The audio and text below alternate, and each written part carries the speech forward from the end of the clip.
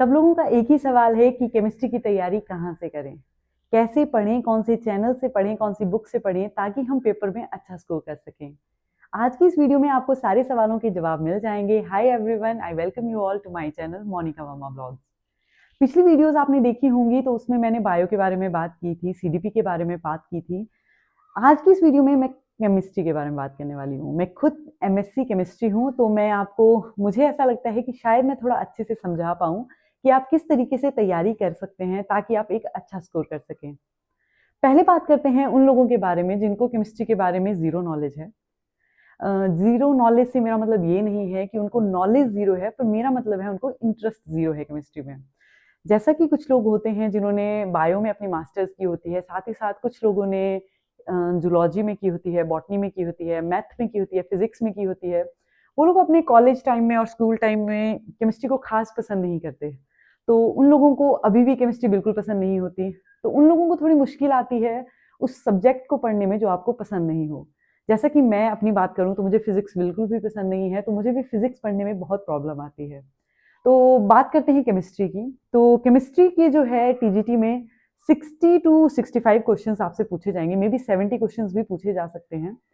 तो अनुमानित है कि 30 या 35 मार्क्स जो है आपकी केमिस्ट्री के आने वाले हैं टीजीटी के पेपर में। तो इसका मतलब है कि 30 या 35, अगर मान के चलें 35 नंबर की आपको केमिस्ट्री आती है तो आपको जो है 25 या 30 तक स्कोर करना ही पड़ेगा। 25 नंबर तो आपको आने ही चाहिए केमिस्ट्री में, तभी आप मेरिट में बन पाएंगे। क्योंकि कंपटीशन बहुत ही ज़्यादा टफ हो गया है, सभी लोग तैयारी कर रहे हैं, बहुत टाइम से तैयारी कर रहे हैं, दिन रात बैठकर तैयारी कर रहे हैं, तो उनके कॉन्सेप्ट्स जो हैं वो क्रिस्टल क्लियर हो चुके हैं। अगर आप लोग मेरिट में आना चाहते हैं तो आपको केमिस्ट्री में 20 टू 25 स्कोर तो करना ही पड़ेगा। ये हैं वो टॉपिक्स जिनके बारे में मैं आपसे बात कर रही थी। ये 22 टॉपिक्स हैं केमिस्ट्री के। जैसा कि स्टार्ट करते हैं, chemical reactions and equations, acid basis and salts, metal and non metals, carbon and it's compounds, periodic classification of elements and periodicity, metals and non metals तक। ये 3 आपको टॉपिक्स मेरे ख्याल 10 तक मिल जाएंगे। उसके बाद के टॉपिक्स आपको +1 की बुक्स में मिलेंगे और +2 की बुक्स में। Structure of atom, solid state, some basic concepts of chemistry. ये मैंने हाइलाइट्स इसलिए किया है क्योंकि कई बार बेसिक कॉन्सेप्ट्स को हम इग्नोर कर देते हैं और 5 से 6 क्वेश्चन बेसिक कॉन्सेप्ट से आ ही जाते हैं, जो कि हमें लगता है कि बहुत ईजी है और हम इजीली कर लेंगे। ऐसा बिल्कुल भी नहीं होता। पॉलीमर से हमेशा क्वेश्चन आता है, इलेक्ट्रोकेमिस्ट्री से भी आता है, सरफेस केमिस्ट्री से भी, जनरल साइंस भी एक इम्पॉर्टेंट टॉपिक है। Principle and process of isolation of elements and hydrogen, carbon और उसके कंपाउंड से क्वेश्चन आता है, रिडॉक्स रिएक्शन से आता है, केमिस्ट्री इन एवरीडे लाइफ से तो आता ही आता है। एनवायरमेंटल केमिस्ट्री से आता है, state of matter, equilibrium, solutions, chemical bonding, molecular bonding, ये सारी चीज़ें। फिलहाल के लिए आप इन 22 टॉपिक्स को पढ़िए और मेरे ख्याल से ये इनफ है आपका केमिस्ट्री में स्कोर कराने के लिए। 35 में से आपको 20 टू 25 स्कोर ईजिली हो जाएगा अगर आप इन टॉपिक्स को पढ़ लेंगे। डीपली भी नहीं पढ़ेंगे तो भी आपका 20 टू 25 स्कोर ईजिली हो जाएगा। बस आपको एक हल्का सा आइडिया होना चाहिए इनका। अगर आप इनका हल्का सा आइडिया ले लेंगे तो आपका मेरिट में आने से आपको कोई भी नहीं रोक सकता। जो लोग ये टॉपिक्स नहीं पढ़ सकते, जिनको क्वेश्चन की तरह पढ़ना है, तो वो इस तरीके से पढ़ सकते हैं। जैसा कि आप देख सकते हैं यहाँ पर प्रीवियस ईयर क्वेश्चन पेपर है जिसको मैंने सॉल्व किया है और इसमें सिर्फ पूछा गया था आपसे which among the following has maximum number of unpaired electron.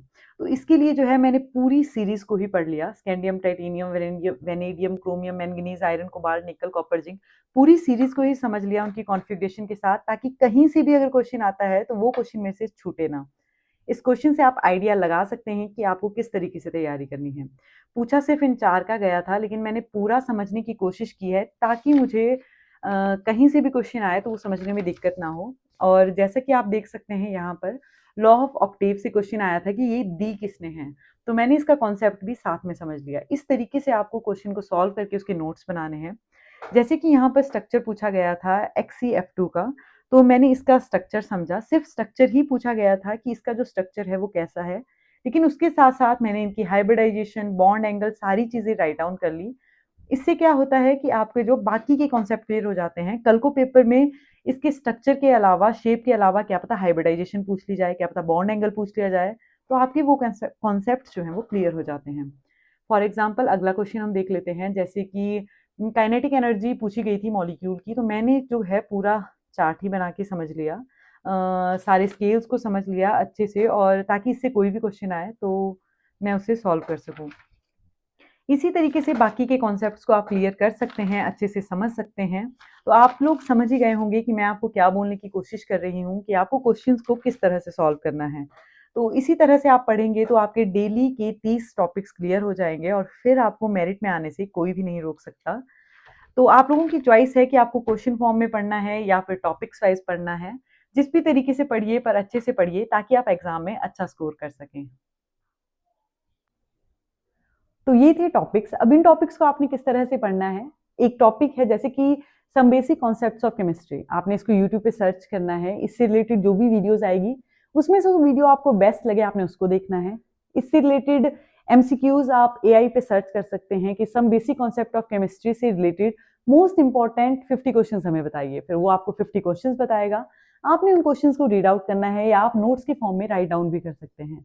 इससे क्या होगा कि आपका जो है टाइम बहुत ज़्यादा बच जाएगा, आपको एमसीक्यूज ढूंढने की ज़रूरत नहीं पड़ेगी, और जो मैंने आपके साथ टॉपिक शेयर किए हैं, इन टॉपिक से बाहर से मुझे नहीं लगता कि कुछ आएगा।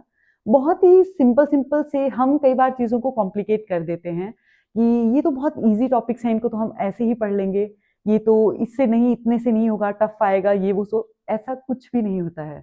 आपको जो टॉपिक्स मैं बता रही हूँ, अगर आप उन टॉपिक्स को अच्छे से अंडरस्टैंड कर लेते हैं तभी आप आगे के हायर लेवल के टॉपिक्स पढ़ सकते हैं। हायर लेवल के टॉपिक्स मीन्स मैं खुद एमएससी केमिस्ट्री हूँ, तो मुझे केमिस्ट्री उतना ज़्यादा टफ नहीं लगता है, लेकिन मैं आप लोगों के नज़रिए से वो समझने की कोशिश कर रही हूँ कि आप लोगों को दिक्कत कहाँ आ रही है, और आप लोगों के लिए इस चीज़ को ईजी कैसे बनाया जा सकता है। तो जो टॉपिक्स मैंने आपके लिए चूज़ किए हैं, मैं खुद उन टॉपिक्स को एक बार पढ़ चुकी हूँ, तभी मैं उससे आगे के टॉपिक्स पढ़ रही हूँ। आगे के टॉपिक्स मीन्स मैं कुछ एड ऑन नहीं कर रही उसमें, बस उन्हीं टॉपिक्स को ज़्यादा वाइड करके या फिर ज़्यादा डीप जाके पढ़ रही हूँ।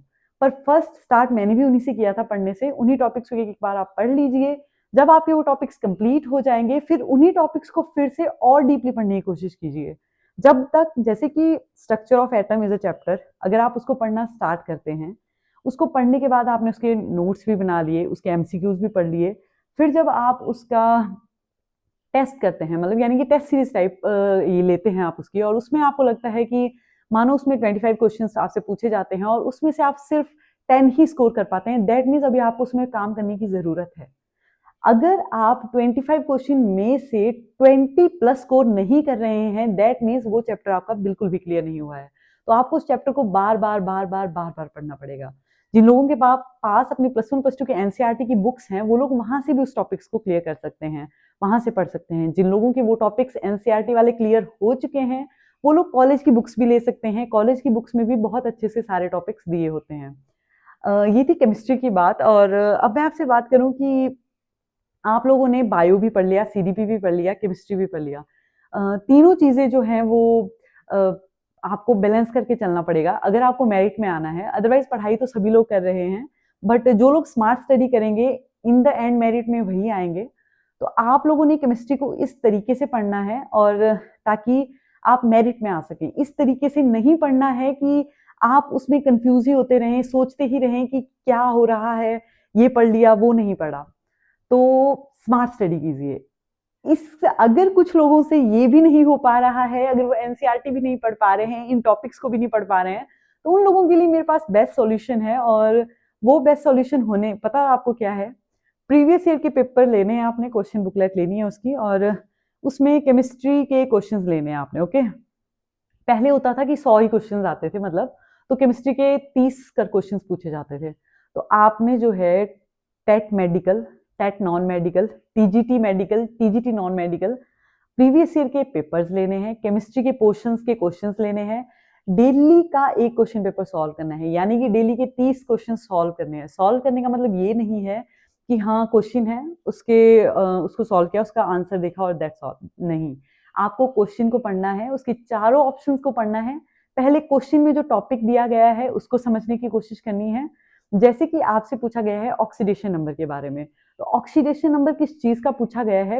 उसी क्वेश्चन से आपने ऑक्सीडेशन नंबर समझना है, उसके ऑप्शन में जिसका पूछा गया है वो फाइंड आउट करके लिखना है, साथ ही साथ उसके साथ बाकी जो ऑप्शंस गलत दिए हुए हैं उनका ऑक्सीडेशन नंबर भी खुद से फाइंड आउट करने की कोशिश करनी है।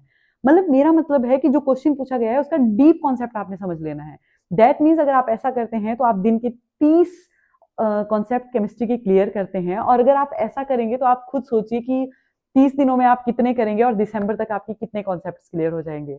और आप एक चीज नोटिस कीजिएगा कि पेपर्स में रिपीट होते हैं क्वेश्चंस, क्वेश्चंस भले ही रिपीट हो ना हो, टॉपिक्स हमेशा रिपीट होते हैं। तो अगर आपके टॉपिक्स क्लियर होंगे तो आपको बिल्कुल भी दिक्कत नहीं आएगी स्कोर करने में। अगर फिर भी आपको समझ नहीं आ रहा है और आपको कुछ और गाइडलाइन चाहिए, कुछ हेल्प चाहिए, तो आप प्लीज़ मुझे कमेंट में बताइएगा। मैं एक और वीडियो बनाऊंगी जिसमें मैं आपके साथ शेयर करूंगी कि आपकी जो भी प्रॉब्लम्स होगी, जो भी डाउट्स होंगे, उनको क्लियर करने की कोशिश करूंगी। ये थी केमिस्ट्री के लिए मेरी वीडियो। तो मैंने होपफुली सब्जेक्टिव पोर्शंस के लिए सारी वीडियोस बना दी हैं, बायोलॉजी, सीडीपी एंड केमिस्ट्री के लिए। अगर आपको ये वीडियो अच्छी लगी हो तो प्लीज़ मुझे कमेंट में ज़रूर बताइएगा। Thank you for watching my video. अगर आपको अच्छी लगी हो तो प्लीज़ इसे शेयर भी कीजिएगा। So do like, share and subscribe my channel. Thank you for watching.